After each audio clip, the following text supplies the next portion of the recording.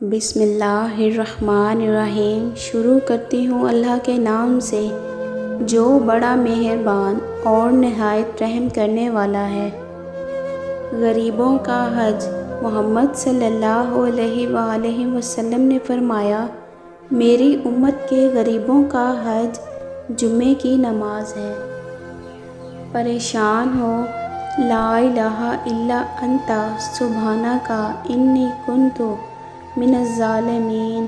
حضور صلی اللہ علیہ وآلہ وسلم نے فرمایا، جتنا بھی کوئی مصیبت زدہ ہو، پریشان ہو، یہ پڑھے گا تو اللہ اس کی ساری پریشانیاں دور کر دے گا۔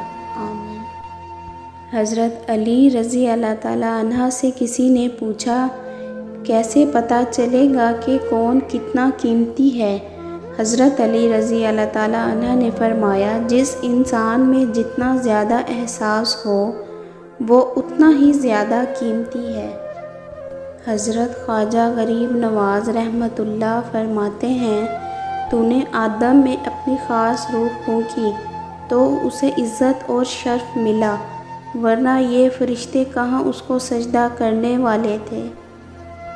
امام حسین رضی اللہ تعالیٰ عنہ نے فرمایا، اے میرے رب، جس نے تجھے پا لیا اس نے کھویا ہی کیا، اور جس نے تجھے کھو دیا اس نے پایا ہی کیا۔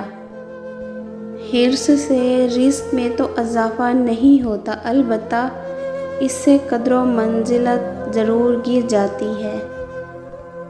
حضرت محمد صلی اللہ علیہ وآلہ وسلم نے فرمایا، جو شخص غریب نہیں لیکن غربت کا اظہار کرتا ہے وہ غریب بھی ہو جاتا ہے۔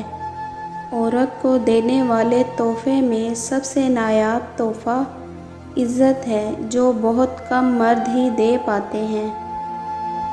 زندگی بھی کیا عجیب چیز ہے، ایک دن مرنے کے لیے پوری زندگی جینا پڑتا ہے۔ جس خواب میں ہو جائے زیارت حسین علیہ السلام کی، یا رب مجھے بھی ایسی کوئی نیند سلا دے۔ صرف رب کی ذات ایسی ہے جو معافی مانگنے پہ بھی نہیں پوچھتا کہ غلطی کیوں کی تھی۔ لوگوں کو دکھ دیتے وقت رب کی طاقت کو مت بھولو، رب کی پکڑ بہت سخت ہے۔ دھوکہ کھانے والے کی آہ اور صبر ضائع نہیں جاتا۔ آدمی جوان کب ہوتا ہے؟ جب وہ آئندہ کے خواب دیکھے۔ بوڑھا کب ہوتا ہے؟ جب وہ گزشتہ چیزیں یاد کرے۔ جب دل گھبرائے تو علم نشرہ پڑھ لیا کرو، بے شک مشکل کے ساتھ آسانی ہے۔ تھک گئی جو میری روح تو میں سجدے میں گر گئی، ٹوٹی جو اس دنیا سے امید تو میں اللہ سے جڑ گئی۔ جب بھی دعا مانگو اپنی اوقات دیکھ کر نہیں بلکہ اپنے رب کی شان دیکھ کر مانگو۔ سبحان اللہ۔